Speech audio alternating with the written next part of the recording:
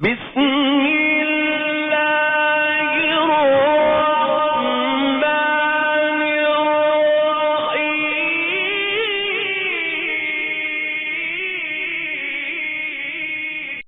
الحمدللہ رب العالمین صلی اللہ علی نبینا محمد وعلی آلہ وصحبہ اجمعین اما بعد عن ابی موسیٰ اشعری رضی اللہ عنہ عن النبی صلی اللہ علیہ وسلم قال ابو موسیٰ اشعری رضی اللہ عنہ سے روایت ہے کہ نبی کریم صلی اللہ علیہ وسلم نے ارشاد فرمایا تعاہدوا هذا القرآن فوالذی نفسی محمد بیدہ لہو اشد ثقلة من الابل فی عقلها متفق علیہ۔ نبی کریم صلی اللہ علیہ وسلم نے ارشاد فرمایا اس قرآن کی حفاظت کیجئے، اس ذات کی قسم جس کے قبضے میں میری جان ہے، یہ قرآن لوگوں کے سینوں سے ایسے نکل جائے گا جیسا ایک بندھا ہوا اونٹ رسی کھولنے پر بھاگ جاتا ہے یا نکل جاتا ہے۔ اس حدیث سے نبی کریم صلی اللہ علیہ وسلم یہ بتلانا مراد ہے کہ قرآن کو پڑھتے رہیے، قرآن کی تلاوت جاری رکھیے، قرآن سے غفلت نہ برتیے، ورنہ ایک دن ایسا آئے گا کہ قرآن جو ہے ہمارے سینے سے نکل جائے گا، قرآن ہمارے سینے سے جو نکال دیا جائے گا اور ہمیں قرآن سے جو ہے اس کا تعلق کٹ جائے گا۔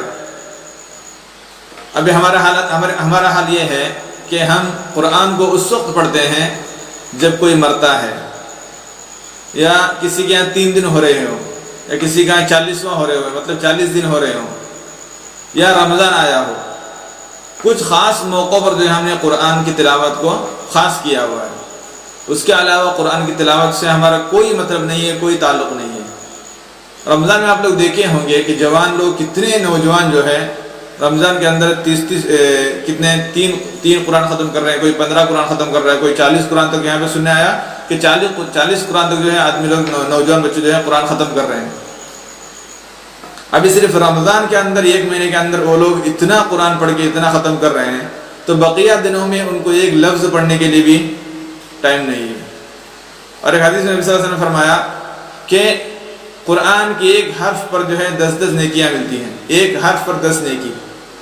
نبی صلی اللہ علیہ وسلم نے پھر فرمایا کہ میں نہیں کہتا کہ الف لام میم ایک حرف ہے، بلکہ الف لام میم کے اندر 3 حرف ہیں، الف ایک حرف ہے، لام ایک حرف ہے، میم ایک حرف ہے، مطلب 3 حرف کے 30 نیکیاں۔ یہاں پہ کسی نے اگر الف لام میم پڑھا تو اس کو 30 نیکیاں مل رہی ہیں۔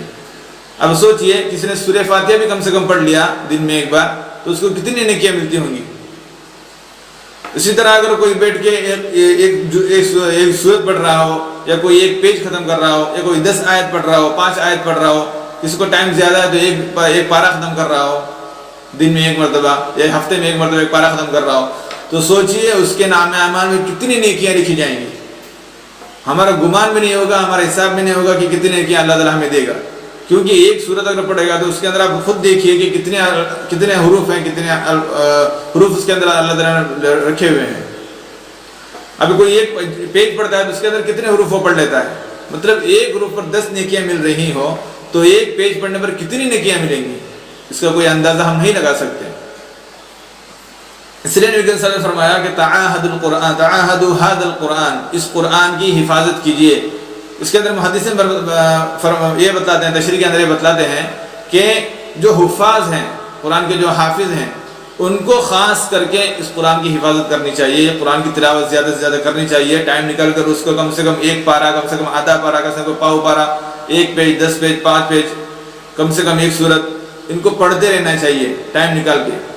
کیوں؟ ہو سکتا ہے اگر ہم نے ان سے قرآن سے تعلق چھوڑ دیا، قرآن سے رابطہ کٹ ہو گیا، قرآن کو ہم پڑھنا چھوڑ دیے تو کیا ہوگا؟ قرآن جو ہے ہمارے سینے سے نکل جائے گا، پھر ہم سے قرآن کا کوئی تعلق نہیں رہے گا۔